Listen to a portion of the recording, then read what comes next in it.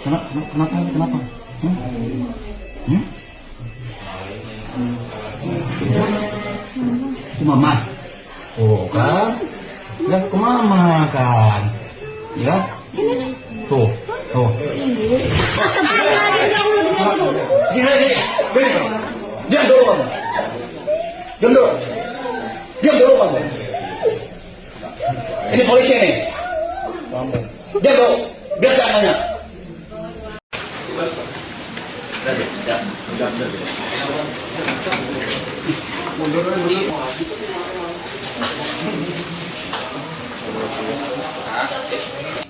Wawancara Anwar Satibi, ayah kandung NS, bocah Sukabumi yang tewas karena diduga dianiaya ibu tirinya di kediaman ayah angkatnya, Haji Isep Dadang Sukmana di Kampung Pasir Pulus, Jampang Golon, Sukabumi, Jawa Barat, pada Selasa 24 Februari 2026 malam. Anwar, bisa cerita gak kaitan kronologis kejadian dugaan kekerasan yang dialami almarhum anak kakang ini seperti apa kan? Jadi gini kan ya, sebelum keberangkatan saya ke Sukabumi, itu anak saya dalam kondisi baik-baik saja. Maksud baik-baik di sini, kulitnya tidak pada melepuh. Ditinggal sama saya ke Sukabumi dalam waktu selama 28 jam. Jam 11 malam istri saya telepon, ya pulang. Katanya si Raja sakit panas. Saking panasnya kalau naruh telur pun di badannya bisa matang gitu. Saya berkemas, langsung saya pulang. Pas saya sampai ke sini itu pas sahur pertama. Nah, yang pertama saya lihat ada luka di kelopak mata di sini. Nah, saya tanya anak saya nggak mau jawab, diam saja. Pas saya lihat tangannya ada luka di sini. Setelah itu saya buka selimutnya. Di situ saya melihat pemandangan yang sangat luar biasa, nista ya. Badan daripada anak saya dari pinggang, paha, betis itu semua pada melupas seperti habis kena siraman air panas, seperti gitu. Nah, setelah itu 2 kali saya bopong ke kamar mandi. Yang pertama saya cebokin, dia masih sadar, masih malu, nggak mau. Yang kedua kali ke air, saya yang cebokin. Nah, udah gitu saya tanya, tetap dia nggak mau jawab. Tapi anehnya dia kesana ngomong. Kalau ngomongnya gini, sambil megang pipi saya, ayah, dede minta maaf 2 kali. Nah, terus saya kasih uang 50.000. Uang itu dia taruh di keningnya di sini. Alhamdulillah, kata dia, buat bekal nanti di pondok. Bisa ngomong, tapi saya tanya, ini kenapa dia nggak jawab. Nah, setelah itu saya peluk, saya nangis gitu. Dan akhirnya karena mungkin saya capek, saya istirahat. Niatnya saya mau pagi-pagi ke rumah sakit niatnya. Karena mungkin kecapean, akhirnya saya bangunnya 7:30. Saya ke air, nggak mandi, cuman cuci muka. Habis itu saya ke rumah sakit. Pas masuk ruang IGD, datang 2 orang dokter. Yang satu bawa buku sama pulpen, yang satu tidak. Terus sama dokter itu dilihat, dicatat. Saya yang nunjukin mana aja lukanya.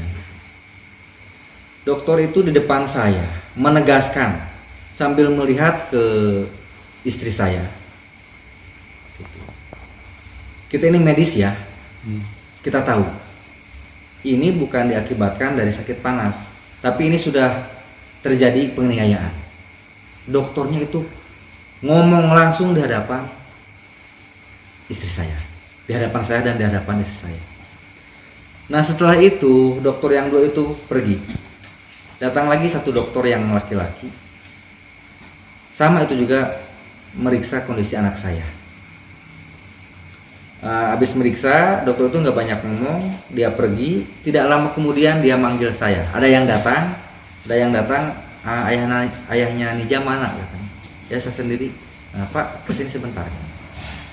Terus dokter itu membawa saya ke ruangan khusus. Dia berhadapan-hadapan dengan saya. Terus dia ngomong gini ke saya, Pak, maaf ya, kita tidak nuduh.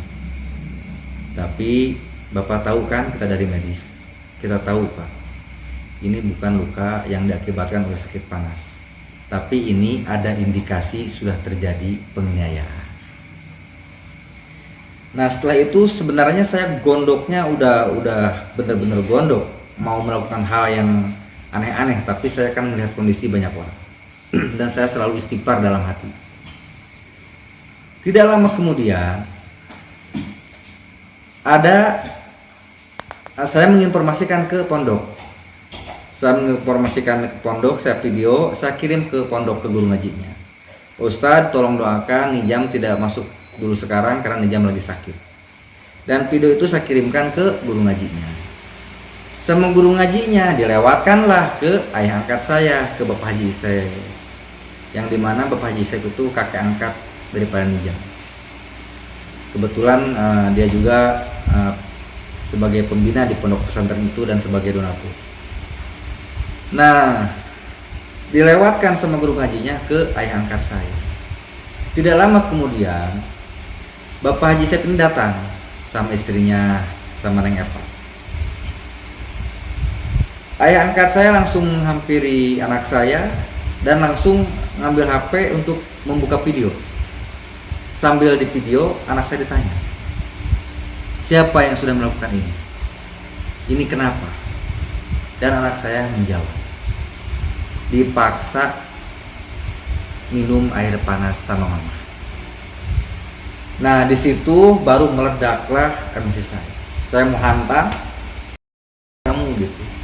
Tapi kebetulan di samping saya ada anggota kepolisian Polsek Jampang Kulon dan Bapak Haji Isep, ayah angkat saya, melerai hal itu. Di situ sudah pikiran saya sudah nggak karuan ya. Nah, di situ saya udah nggak, pikiran saya sudah mulai kabur. Gak lama kemudian Bapak angkat saya pamit mau salat duhur dulu. Bapak saya pergi sama istrinya mau salat duhur. Anak saya dirujuk untuk masuk ke ruang ICU. Nah, dari ruang ICU pun itu tidak lama, sekitar 2 jam lebihan. Nah, terakhir dokter panggil ke saya dengan wajah gembira, dengan wajah ceria. Pas dokter itu datang manggil saya, dalam pikiran saya mungkin ini ada kabar baik, anak saya mungkin udah membaik gitu. Ternyata pas saya masuk ke ruangan ICU, saya sudah tahu bahwa anak saya sudah lewat, sudah innalillahi. Nah, dari situ saya udah dalam arti ini harus dilakukan otopsi. Dalam hati saya harus otopsi. Padahal saya tahu otopsi itu seperti apa. Jujur ada penolakan dari berbagai pihak untuk melakukan otopsi, tapi saya bapaknya, saya yang punya hak atas anak itu. Dan akhirnya saya minta kepada ayah angkat saya, ya, saya mau anak saya diotopsi. Jadi anak tersebut tidak jadi dimandikan karena mau dibawa ke Sukabumi, ke Rumah Sakit Bayangkara. Saya langsung ke Sukabumi, ke Rumah Sakit Bayangkara bersama ya tim dari sini, maksudnya bersama pihak kepolisian. Sesampainya di Sukabumi terus dilakukan otopsi. Saya menunggu sekitar 3 jam lebih, hampir 4 jam. Pas sudah selesai otopsi, anak saya keluar dibungkus. Dari situ saya nggak tahan, terasa rapat bumi ini ya. Anak saya pulang duluan karena saya nunggu hasil pengumuman apa yang sebenarnya sudah terjadi sama anak saya. Anak saya pulang duluan, saya nggak bareng sama anak saya, jadi saya nunggu hasil otopsi yang diumumkan seperti apa gitu. Nah, dari sini nelpon, ini mayat sudah sampai katanya. Apa mau nunggu bapaknya? apa mau disemayamkan. Kata saya udah semayamkan saja. Saya penasaran, masih nunggu ini hasil otopsi. Setelah itu bapak polisi itu datang, wartawan banyak di situ. Bapak polisi itu datang dan dia pun menegaskan kalau luka tersebut adalah luka bakar. Seperti itu.